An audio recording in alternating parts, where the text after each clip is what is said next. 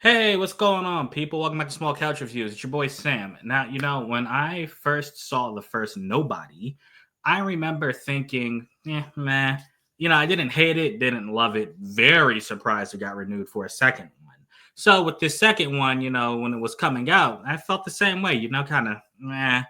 I am happy to say some of my reservations about this film were assuaged, pulling out the SAT word. But this was not a long movie, so I'm going to make this a short review. Hopefully.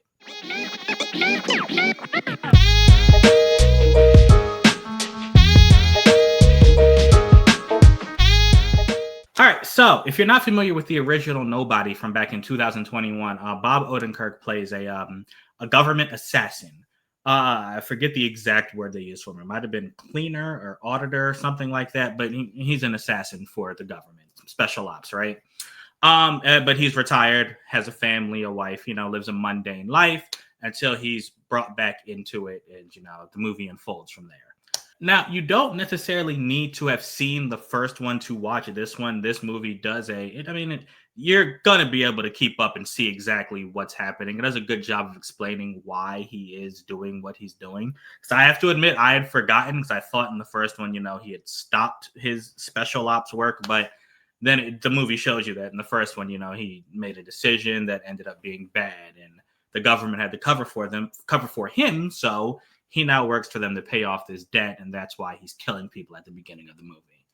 But now he needs a vacation, right? He is tired. He wants to take a break, take his family to an amusement park that he went to when he was a child. So they pack up, they go there, and the movie ensues from there when he runs into a bad crowd because, unbeknownst to him, that town where the amusement park is now under the control of a ruthless crime lord who uses it as like a meeting point to smuggle all her contraband to everywhere around the world. So, a bad guy doing bad guy things, right, in this town. Now, one of the major plot points of this movie that they bring up very early on is Bob Odenkirk's character, Hutch. He's not really the type to be able to just take a vacation or just sit still. He has this thing in him. Even his government handler, when he says, hey, I want to take a break. I've been neglecting my family with all these jobs you got me doing. The government's like, hey, look, we make you do stuff for us, but we both know that even if we didn't, you would still do it because it's just in your blood, right? When he sees something he thinks is wrong, someone getting harassed, someone abusing his family, someone hurting a child, someone, hurting a man, someone just doing something he feels is wrong, he feels the need to step in and stop it. It's just in him. The issue, which is, pretty noble of a person, but the issue is he's just very, very violent with it. But that is why we are here, because that is the entertaining part of the movie, right? So yeah, that happens. Let's get to my sours. Yeah, so first, Hutch, Bob Odenkirk's character, is truly just a family man. Like, he's a regular dude with a regular family in the suburbs. So, his kids go to sports practice. His wife, is a realtor. And when he's not killing people, he's just, like taking out his trash cans and getting the mail and stuff. And it's really just like that. I mean, when there's not action, we just see them living as a family. They're white bread, apple pie, vanilla ice cream, just plain and boring people. So that leads to the movie not being that interesting when he's not, breaking somebody's face, which I know doesn't sound too deep. I sound like I'm being shallow, but that's just the honest truth. In between him fighting, they're really just having fun at a carnival. Like, who wants to see that? Next, some of the characters didn't really work. Christopher Lloyd is in here, which he's got to be, 80? Pushing 80 if he's not already 80. Still doing his thing. He plays Bob Odenkirk's father. They got the RZA, and Sharon Stone is the ultimate big bad. And, they were just fine to me. No one really stood out.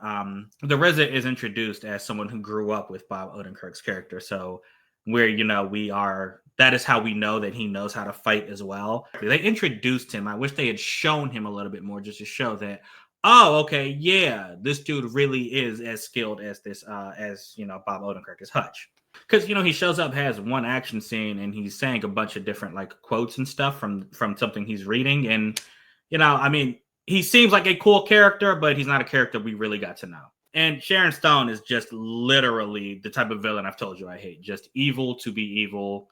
She's pretty eccentric. I think she's trying to almost come across like the Joker, and it was just mad for me. Next, the comedy in this movie wasn't bad, but it didn't make me laugh. But this is completely subjective. I mean, there were people in my theater who were dying laughing, but the comedy isn't like bad because it's bad comedy. Like when someone made a joke, like I smiled, but I didn't have a belly laugh or even like a hearty chuckle.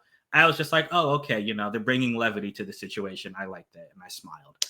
The one-liners, nah, not so much. Not for me.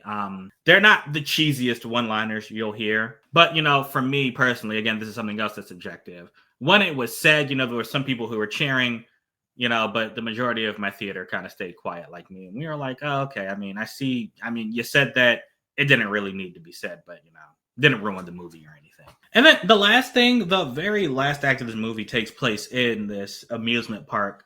And it was very I don't want to say, I don't know if cliche is the word, but it's just a bunch of stuff you've seen before. When they were setting it up, I was like, uh-oh, Home Alone, here it comes. We got the Home Alone vibes. I mean, they even had the thing you've seen 1,000 times where there's a house of mirrors and our good guy is in the reflection and the bad guys can't find him. I will say it was very violent.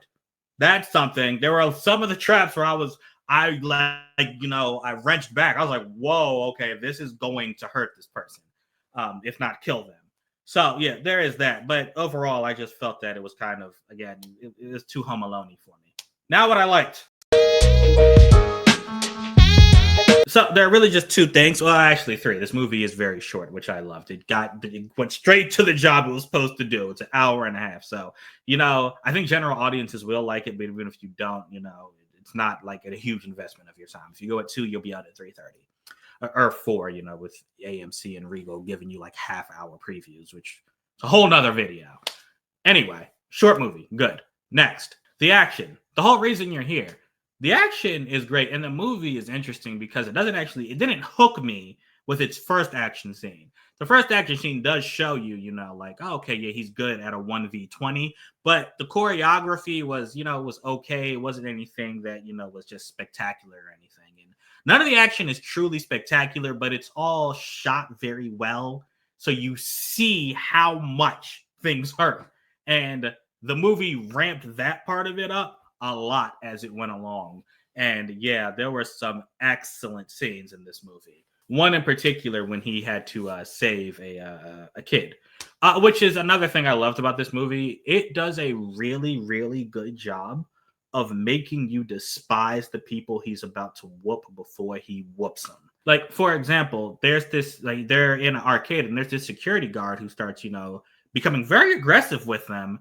And he actually, like slaps his daughter. It's not like, it's not super hard or anything. It's not like she's crying or she's really hurt. But, it was hard enough to elicit a response from him and his daughter going like, ow, right? And you see his face when this happens. And you see he doesn't like it. But his wife is like, yo, enough. We're going to go. Even his daughter and his son are like, all right, let's just go. We're leaving, right? When they get outside, you can see it's still bothering him. And he says like something along the lines of like, he says he left his wallet or his phone inside. When he said that and he started walking back, my entire theater clapped. We cheered because this security guard deserved what he was about to get. And the movie did not disappoint. And there are plenty of moments like that where you're like, yo, I need you to beat these mofos like right now. And he does, and he doesn't disappoint. Which leads me to my last thing, Bob Odenkirk. Not necessarily even the character in the movie, just the dude. I really liked him.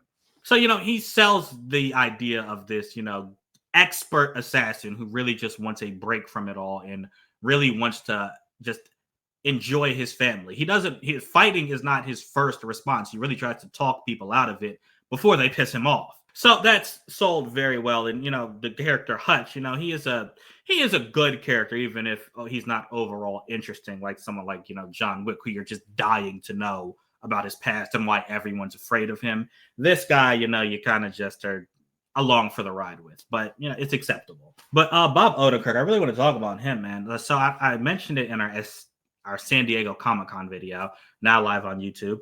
check that out. But he was there promoting this movie, and during his panel, such a humble man. I mean, he was talking about his beginnings. He used to be on SNL, which I don't know if it's common knowledge, but he was on SNL. He was a writer, and he used to do that and work over in Chicago at Second City on the weekends or whatever. And he talked about how he always saw himself like as a funny guy in that role, and even when he landed Saul in Better Call Saul, he didn't think he was going to get it because he never really saw himself as an actor.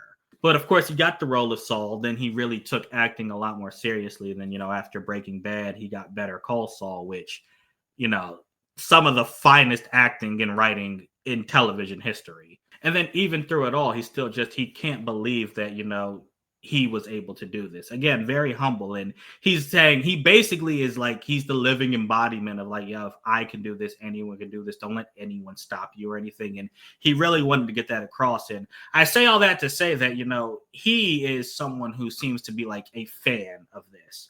And it's always good when you have someone who is a fan and invested in the property, acting in the property as well, because you can expect them to give a good performance.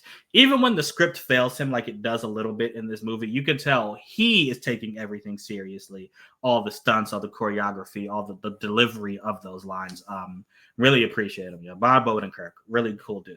But yeah, that's it, man. Overall, I mean, I enjoyed the movie. Like I said, it's really, really short. So I definitely think it's something I can recommend general people go see.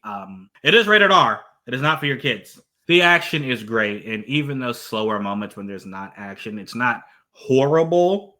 It's fine. It's just, it's not the most entertaining thing in the world is all I was trying to get across. But the action more than enough makes up for those slow moments. So it's something I can definitely recommend. I'd give this one a 3.5 out of 5. And I can say you should go watch this at a matinee. All right. But Nobody 2, let me know when you see it right down there in the comments. Let me know what you think about it. Let me know what you think about Bob Odenkirk, and what is your favorite property of his. Anyway, thanks for watching. This was longer than I thought it was going to be, but I appreciate you. Until next time, I'm out.